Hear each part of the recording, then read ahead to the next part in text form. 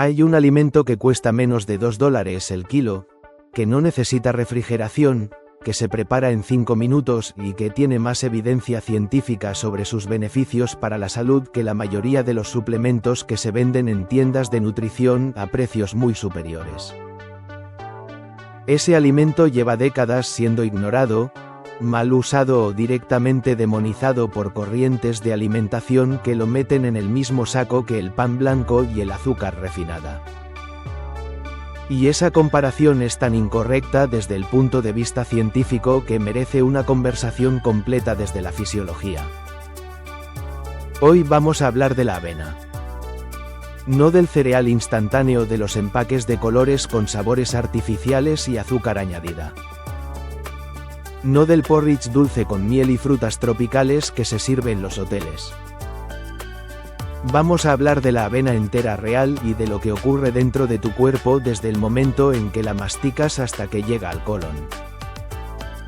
Porque ese recorrido incluye efectos sobre el colesterol, la glucosa, la insulina, el microbioma intestinal y la salud cardiovascular que muy poca gente conoce con el nivel de detalle que merecen y que tienen una base científica sólida y bien documentada. Pero también vamos a hablar de los errores más comunes que comete la gente con la avena, de las formas en que se consume que convierten un alimento extraordinario en un problema metabólico, y de la dosis exacta que maximiza los beneficios sin generar los efectos secundarios que muchas personas han experimentado. Porque la razón por la que tanta gente ha concluido que la avena les cae mal o que les dispara la glucosa casi siempre tiene que ver con cómo la están usando, no con la avena en sí misma. Empecemos por lo más importante. ¿Qué hace que la avena sea diferente a otros cereales? La respuesta está en un compuesto específico que no se encuentra en las mismas proporciones en ningún otro alimento común. Se llama betaglucano. Es un tipo de fibra soluble con propiedades físicas únicas que determinan prácticamente todos los beneficios que vamos a explorar hoy. Entender qué es el betaglucano y cómo se comporta dentro del tracto digestivo es la clave para entender por qué la avena funciona de la manera que funciona y también por qué cuando se usa mal no funciona en absoluto. Cuando el betaglucano entra en contacto con el agua dentro del tracto digestivo, forma un gel espeso y viscoso. Imagínate una sustancia con la consistencia de un gel suave que recubre las paredes del intestino y que se mezcla con el contenido digestivo ralentizando el tránsito de todo lo que hay alrededor. Esa propiedad física, que parece simple, tiene consecuencias biológicas extraordinarias que se manifiestan de forma diferente en cada sección del tracto digestivo. En el estómago el betaglucano aumenta el volumen del contenido gástrico y enlentece el vaciamiento. El estómago tarda más tiempo en procesar y enviar esa mezcla gelatinosa al intestino delgado. Y ese enlentecimiento activa dos mecanismos de saciedad simultáneamente. El primero es mecánico. El mayor volumen en el estómago estira sus paredes y activa receptores que envían señales de plenitud al cerebro. El segundo es hormonal. La presencia prolongada de alimento en el estómago estimula la liberación de hormonas como el péptido YY y el GLP-1 que le dicen al cerebro que la ingesta de alimento puede detenerse. Estas son las mismas hormonas sobre las que actúan algunos de los medicamentos más modernos para la obesidad. La diferencia es que la avena las estimula de forma completamente natural, gradual y sin ningún efecto secundario. El resultado práctico de este efecto en el estómago es que comes menos en la siguiente comida sin sentirte privado de nada. No porque la avena tenga pocas calorías, sino porque modifica activamente los mecanismos biológicos que regulan el hambre. Y aquí está el error que comete casi todo el mundo con la avena: creer que hay que comer un tazón grande para obtener ese efecto. No. 2 cucharadas soperas de avena entera son suficientes para que el betaglucano ejerza su efecto de saciedad y de regulación del tránsito digestivo. 2 cucharadas equivalen a entre 15 y 20 gramos de avena con apenas 60 o 70 calorías. La industria alimentaria nos condicionó a ver la avena como la base de un desayuno abundante. La realidad fisiológica es que funciona mejor como un complemento estratégico en pequeñas cantidades. En el intestino delgado ocurre algo igualmente importante desde el punto de vista bioquímico. El gel de betaglucano se mezcla con las grasas de la dieta, con los ácidos biliares que el hígado libera para emulsificar esas grasas, y con el colesterol que forma parte de ese proceso digestivo. Al capturar parte de ese colesterol y de esas sales biliares dentro de su estructura gelatinosa, el betaglucano impide que sean reabsorbidos por el intestino. En cambio, los arrastra consigo hacia el colon, donde serán eliminados. El hígado, que necesita reponer los ácidos biliares que perdió, tiene que producir nuevos y para hacerlo utiliza colesterol de la sangre. El resultado neto es una reducción de los niveles de colesterol circulante, particularmente del LDL. Esta es la razón por la que la avena es uno de los pocos alimentos con aprobación oficial de las autoridades de salud de varios países para hacer la declaración de que su consumo puede contribuir a reducir el colesterol. No es un mito de bienestar ni una afirmación de marketing. Es una declaración respaldada por evidencia científica revisada por entidades regulatorias serias.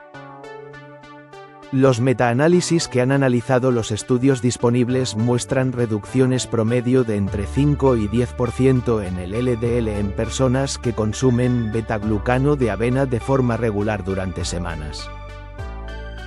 Eso no es suficiente para reemplazar un medicamento en personas con hipercolesterolemia severa o genética.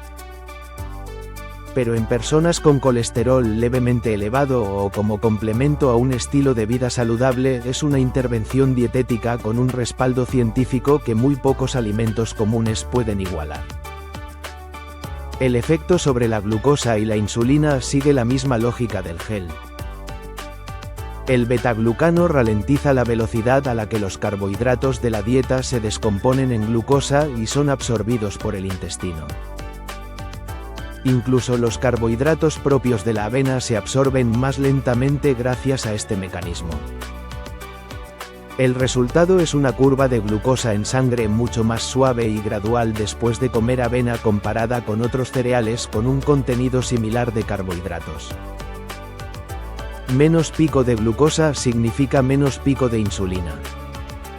Menos pico de insulina significa menos bajón energético posterior, menos antojo 2 horas después de comer, más estabilidad mental y energética durante las horas siguientes, y en el largo plazo menor riesgo de desarrollar resistencia a la insulina.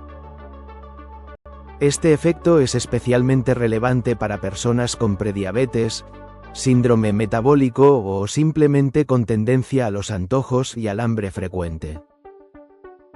No significa que la avena cure la diabetes ni que sea adecuada en cualquier cantidad para personas con diabetes establecida que ya manejan su glucosa con medicamentos. Significa que usada en las dosis correctas y en el contexto de una alimentación equilibrada puede ser una herramienta genuinamente útil para la regulación del metabolismo de la glucosa sin ningún efecto adverso cuando se consume correctamente.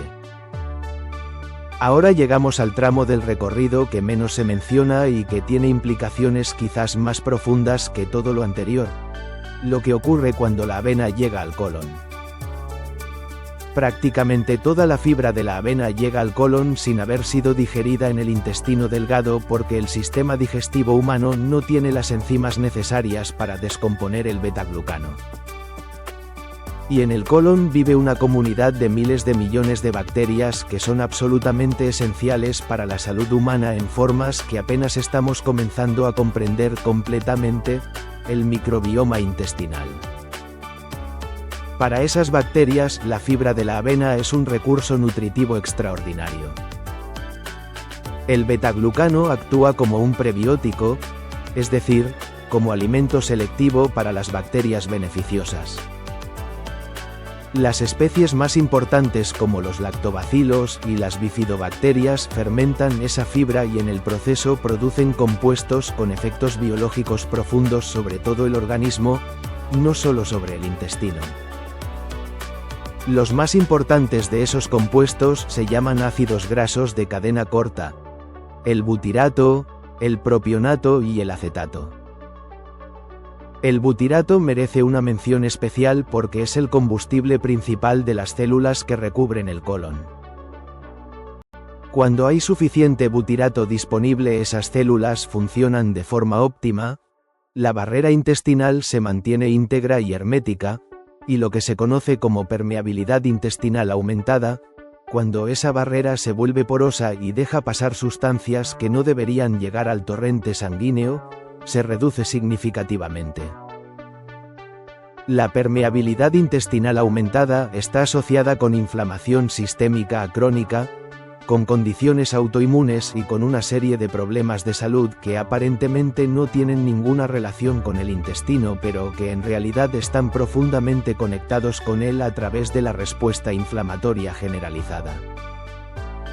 El butirato también tiene efectos antiinflamatorios directos, contribuye a la regulación del sistema inmune intestinal y hay investigación consistente que lo asocia con una función protectora contra el desarrollo de cáncer de colon.